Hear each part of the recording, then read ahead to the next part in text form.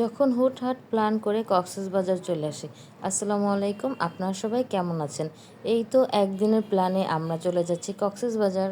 তো আমার মাথায় যখন যেটা ভূত ঢুকে সেটা আমাকে করতেই হবে। আর এমনিতেও হাজব্যান্ডের অফিস কয়েকদিনের জন্য ছুটি নিয়েছে। তো ভাবলাম এই ছুটিটা ওয়েস্ট না করে, তো আমার লাইফের ফার্স্ট টাইম আমি কক্সবাজার যাচ্ছি, তো মনে খুব বেশি আনন্দ হচ্ছিল। দেন আমরা আমাদের কাউন্টারে এসে দুটো টিকিটও কেটে ফেললাম। এখন হচ্ছে বাসের জন্য অপেক্ষা করতেছি। এবং হ্যাঁ, আমি কিন্তু আমার বাচ্চাদেরকে সাথে নেইনি। আমি এবং আমার হাজব্যান্ড দুজনে মিলে ঘুরবো আর কি। এই তো আমরা হচ্ছে বাসের জন্য অপেক্ষা করতেছি এবং আমাদের সাথে অনেকেই আছে যারা বাসের জন্য ওয়েট করতেছে।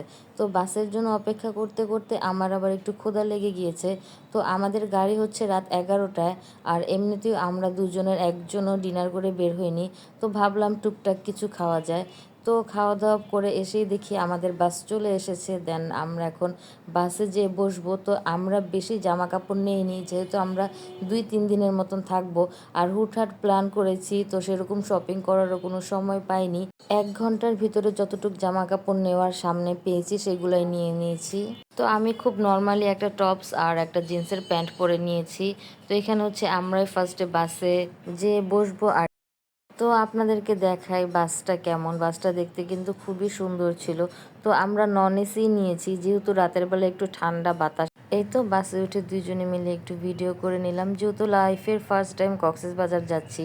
এত বেশি খুশি লাগতেছিল, আমার হাজব্যান্ডকে বারবার বলতেছিলাম আমি একটু জোরে চিৎকার দিই, আমার খুব বেশি খুশি লাগতেছে। এই তো আমাদের যেতে যেতে প্রায় রাত 3টা বেজে গিয়েছে। তো এখানে হচ্ছে একটু ব্রেক টাইম দিয়েছে। তো আমরা যেহেতু ডিনার করে আসিনি আর বাস জার্নি করে তেমন কিছু খাওয়াও যায় না, তো আমার হাজব্যান্ড বারবার বলতেছিল কি খাবে। এখানে আমার কোনো কিছুই খেতে ইচ্ছে করতেছিল না। তারপর ও জোর করে আমাকে একটা বার্গার কিনে দেয়। আর এই তো লং জার্নি, সবাই দেখলাম বাসে ঘুমিয়ে গেছে, আমি এবং আমার হাজব্যান্ড একটুও ঘুমাতে পারিনি।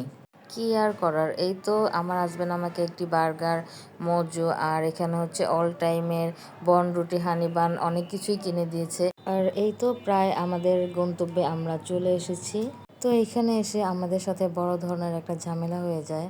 যেহেতু আমরা একদিনের প্ল্যানে এসেছি, বাসের টিকিটটা পেলে রুমটা আমরা বুক করিনি, তো ভেবেছি রুমটা হয়তো পেয়ে যাব। বাট এখানে কোনো হোটেলের রুম খালি নেই, সিঙ্গেল হোক, ডাবল হোক, কাপল হোক, কোনো রুমই খালি নেই। তো আমি এখানে টেনশনে পড়ে গিয়েছি। আর আমার হাজব্যান্ড তো আমার সাথে খুব বেশি রাগ করতেছে, বারবার বলতেছিল হঠাৎ করে প্ল্যানে কি কেউ আসে, এখন রুম আমরা কোথায় পাবো। তো এখানে আমাদেরকে একজন বলল সকাল 10টা পর্যন্ত ওয়েট করলে হয়তো রুম খালি হতে পারে।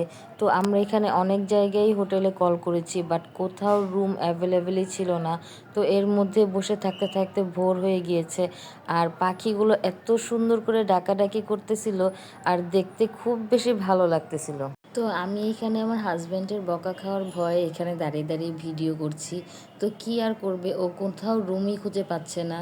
বাস থেকে নামার পর 2-3 ঘন্টা হয়ে গিয়েছে, কোথাও রুম পাচ্ছি না। তো একজন একটা লোকেশন দিল, দেন আমরা এখন সেখানেই যাব। আর এখানে কিছু ভিডিও করে নিচ্ছি, দেখতে খুবই সুন্দর লাগতেছিল মাশাল্লাহ। এখানে একজন এসে খাবার দিয়ে গেল আর পাখিগুলো এসে সব খাবারগুলো খাচ্ছে। মাশাল্লাহ মাশাল্লাহ, আল্লাহ তাআলার সৃষ্টি কতই না সুন্দর, দেখতে খুবই ভালো লাগতেছিল।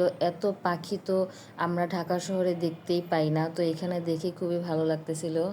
আর তার সাথে আমার বাচ্চাদেরকেও খুব বেশি মিস করতেছিলাম, যেহেতু সময় কম ছিল ওদের জন্য টিকিট করতে পারিনি।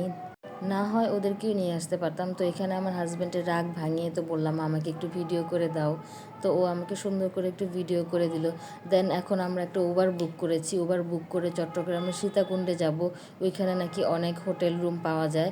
তো এখানে আমাদের উবারটা চলে এসেছে, দেন আমরা হচ্ছে আমাদের লোকেশনে যাব। তো হোটেলের জন্য ওয়েট করতে করতে এখন অলমোস্ট প্রায় 6টা বেজে গিয়েছে। তো কি আর করার। আর এত বেশি টায়ার্ড লাগতেছিল, দুজনের একজনের সারা রাত 1 মিনিটের জন্য চোখটা লাগাতে পারিনি।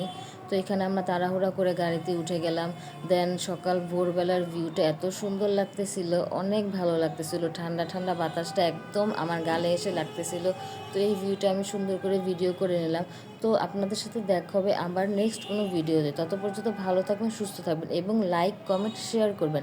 আজ এই পর্যন্তই, আল্লাহ হাফেজ।